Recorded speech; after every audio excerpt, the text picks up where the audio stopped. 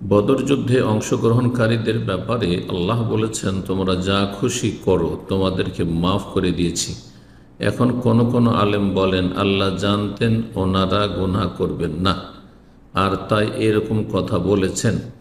অথচ সাহাবীদের ইতিহাস দেখলে দেখা যায় বদরের কোন কোন সাহাবী গুনাহে লিপ্ত হয়েছে। তাহলে কিছু সাহাবী গুনাহে লিপ্ত হওয়া সত্ত্বেও আল্লাহ কেন অগ্রিম মাফ করে দিয়েছেন? আল্লাহ রাব্বুল আলামিন সম্পর্কে কেন প্রশ্ন? এটি বড়ই সুউল আদব মা আল্লাহ, আল্লাহর সাথে বেয়াদবি। কোরআনে কারিমে আল্লাহ ইরশাদ করছে, লা ইউসালু আম্মা ইয়াফআলু ওয়া হুম ইউসালুন। আল্লাহ যা কিছু করছেন তার সৃষ্টির ক্ষেত্রে, কাউকে উন্নতি কাউকে অবনতি, খারাপ কি আল্লাহ বেশি দিচ্ছেন দুনিয়ার ভোগের সামগ্রী, আর মন্দকে ভালোকে কম দিচ্ছেন বা দিচ্ছেন না, বিপদগ্রস্ত করছেন। তো আপনি দুনিয়াকে বদলার জগৎ মনে করবেন, অথবা আল্লাহ রাব্বুল আলামিন কি আমার আপনার কাছে শোকজ করতে হবে, কারণ বয়ান করতে হবে? না, এটি বড়ই বেয়াদবি। তওবা করুন। ওয়াহুম ইউসালুন, তবে বান্দাদেরকে আল্লাহ সৃষ্টি করেছেন আল্লাহ ইবাদতের জন্য, তারা জিজ্ঞাসিত হবে, তাদেরকে জিজ্ঞাসা আল্লাহ করবেন। কিন্তু এখানে বলি এই প্রশ্নের উত্তরে যে আল্লাহ রাব্বুল আলামিন বদরি সাহাবীদেরকে, যারা বদরে অংশ নিয়েছিলেন, তাদেরকে বলেছেন এ মালু মা শিতুম, তোমরা যা চাও আমল করো, কদ গাফারতু লাকুম, আমি তোমাদের ক্ষমা করে দিলাম। অগ্রিম আল্লাহ ঘোষণা করেছেন, অথচ তাদের হায়াতের দীর্ঘ সময় অনেকের বাকি ছিল।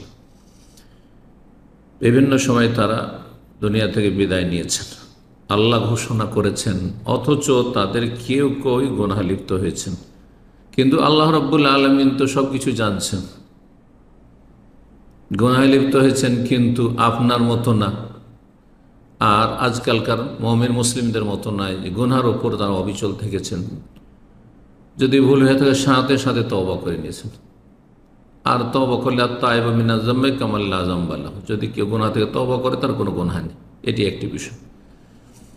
তারপরে আজকের যারা বড়ই দিনদার মুসলিম বলা হচ্ছে, যাদেরকে ধার্মিক মুসলিম, তারা বিভিন্ন গুনাহে জড়িয়ে রয়েছে। আল্লাহর হকের ক্ষেত্রে যদি ঘাটতি না থাকে, ফরজ ওয়াজিব আকীদায় যদি ত্রুটি না থাকে, তো আখলাক চরিত্রের ত্রুটি রয়েছে। গীবত চুগলখড়ি থেকে আর মিথ্যার আশ্রয় নেওয়া থেকে, বিভিন্ন রকমের পদস্খলন থেকে আজকালকার মানুষকে মুক্ত পাওয়াটা বড় মুশকিল। কেউ বলতে পারবে যে আমি গুনাহ মুক্ত? এক একটি করে বিষয় যদি আল্লাহ জিজ্ঞাসা করেন, তাহলে এই সাহস আছে ইমাম বুখারী রাহিমাহুল্লাহর মতো বলতে পারবে যে আমি জীবনে কারো গীবত করিনি। আল্লাহু আকবার। তাহলে কোথায় আপনি রয়েছেন আর কোথায় সাহাবায়ে কেরামগণ? সাহাবায়ে কেরামদের মধ্যে যারা বদরে হাজির হয়েছেন অথবা অন্যান্য সাহাবায়ে কেরাম, যদি কোনো ভুল ত্রুটি গুনাহ হয়ে থাকে, তাহলে এই ক্ষেত্রে যে আসল কথাটি যেটি বলতে চাইছি সেটি হচ্ছে যে মানুষের যদি অসংখ্য নেকি থাকে, নেকির পাহাড় থাকে, সাগর মহাসাগরের মতো নেকির পরিমাণ থাকে, আর তাতে সামান্য 1 ফোঁটা 2 ফোঁটা পেশাবের মতো যদি গুনাহ থাকে, একটি দুটি গুনাহ থাকে, চিন্তা করুন তো দেখি, প্রবাহিত নদীতে অথবা সাগরে যদি 1-2 ফোঁটা নাপাকি পড়ে থাকে, অপবিত্রতা পড়ে থাকে, তাতে পানি কি প্রভাবিত হবে?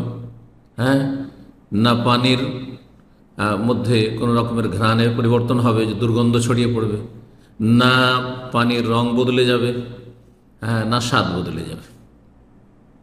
ঠিক ওই রকমই বিষয়টি নবী সাল্লাল্লাহু আলাইহি ওয়াসাল্লামের সাহাবায়ে কেরামগণকে আল্লাহ রাব্বুল কোরআনে কারীমের সূরা তাওবার আয়াত নম্বর 100 বলেছে, রাদিয়াল্লাহু আনহুম ওয়া রাদু আনহু, আল্লাহ তাদের উপর সন্তুষ্ট এবং তারাও আল্লাহ রাব্বুল আলামিনের ওপর, আল্লাহর নিয়ামত যা কিছু আল্লাহ দিয়েছেন দুনিয়াতে আর যা কিছু দেবেন আল্লাহর মহাপুরস্কার আখিরাতে, তাতে তারা সন্তুষ্ট। সার্টিফিকেট দিয়েছেন তারা জান্নাতি বলে।